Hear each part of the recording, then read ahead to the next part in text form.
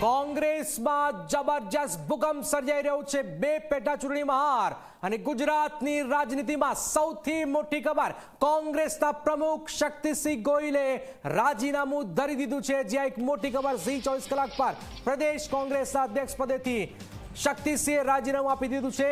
પેટા ચૂંટણીનું કારણ આપ્યું છે। પેટા ચૂંટણીમાં કોંગ્રેસની હાર બાદ રાજીનામું આપી દેવામાં આવ્યું છે। પેટા ચૂંટણીમાં હાર સ્વીકારી રાજીનામાની જાહેરાત કરી છે અને હાલમાં શૈલેષ પરમાર પ્રદેશ અધ્યક્ષનો ચાર્જ સંભાળશે। શક્તિસિંહે આ વાત કરી છે।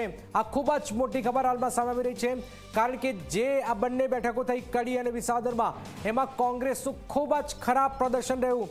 જેટલા પણ રાઉન્ડ થયા, એક રાઉન્ડમાં પણ કોંગ્રેસ આગળ પણ ના આવી અને આ બંનેની નૈતિક જિમ્મેદારી શક્તિસિંહે માની, એમના પ્રમુખ તરીકે માની છે અને રાજીનામું આપી દીધું છે। પણ સવાલ એ છે કે શું આ જ કારણ છે કે પછી કોઈ બીજું કારણ છે, એ તો શક્તિસિંહ ગોહિલ જણાવશે। પણ સૌથી મહત્વપૂર્ણ, થોડા દિવસ પહેલા જ, એટલે કે શનિવારની આસપાસ, શનિવારે સાંજે જે જિલ્લા પ્રમુખોના નામની જાહેરાત થઈ, એ જિલ્લા પ્રમુખોના નામની તો જાહેરાત થઈ, પણ અચાનક જ બે પેટા ચૂંટણીમાં કોંગ્રેસના ખરાબ પરફોર્મન્સ અને ખરાબ પરફોર્મન્સ બાદ શક્તિસિંહ અચાનક જ આવીને આજે આ રાજીનામું આપી દીધું છે અને હાલમાં શૈલેષ પરમારને અધ્યક્ષનો ચાર્જ સંભાળવામાં આવ્યો છે। એક મોટી ખબર હાલમાં ગુજરાતની રાજનીતિ માટે, શક્તિસિંહ બાપુ જે રાજ્યસભાના સાંસદ પણ છે અને ગુજરાત કોંગ્રેસના પ્રદેશ પ્રમુખ પણ હતા, તેમને આ રાજીનામું ધરી દીધું છે।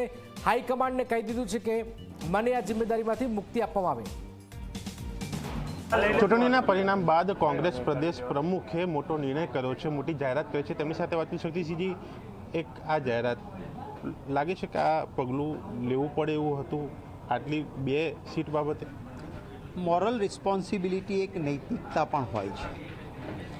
આ બંને ચૂંટણીઓમાં હું અભિનંદન આપીશ મારા કોંગ્રેસના કાર્યકર્તાઓએ અનેક મુશ્કેલીઓની વચ્ચે મક્કમતાથી લડાઈ લડ્યા, પરિણામ સારા નથી આવ્યા, તો પ્રદેશ પ્રમુખ તરીકે એની નૈતિક જવાબદારીનો સ્વીકાર કરીને મેં મારું રાજીનામું આપ્યું છે અને આજથી જ મારો કાર્યભાર પણ છોડી દીધો છે। તમારી મહેનત પણ ઘણી બધી રહી છે, ઘણી બધી ચર્ચાઓ, ઘણા બધા મુદ્દાઓ, એ સાથે આ ચૂંટણી જ્યારે લડાઈ હોય અને એની વચ્ચેનું આ પરિણામ શું રહી ગયું છે?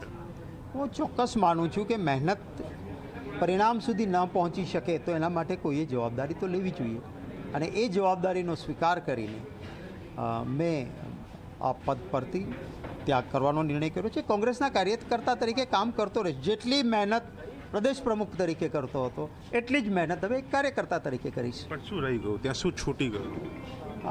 આજે એના વિશ્લેષણમાં હું નહીં પડું, કારણ કે હું જરા એમ કહેતો હોઉં કે હું નૈતિક જવાબદારી સ્વીકારું છું, પછી એના વિશ્લેષણમાં કોઈના પર દોષારોપણ કરવું એ આજના તકે વ્યાજબી નથી। તો આ હતા જે પ્રદેશ પ્રમુખ કોંગ્રેસના કે જેમણે પોતાની નૈતિક જવાબદારી સ્વીકારીને આ રાજીનામું આપ્યું છે તેવી વાત કરી છે અને આ મોટી જાહેરાત જે છે તે આ કોંગ્રેસ પ્રદેશ પ્રમુખ તરફથી કરવામાં આવી છે। હવે જોવાનું એ રહેશે કે તેમનું રાજીનામું કઈ રીતે સ્વીકારાય છે અને આગળ શું થાય છે। કેમેરામેન તુષાર શાહ સાથે દર્શન રાવલ, ઝી મીડિયા, અમદાવાદ।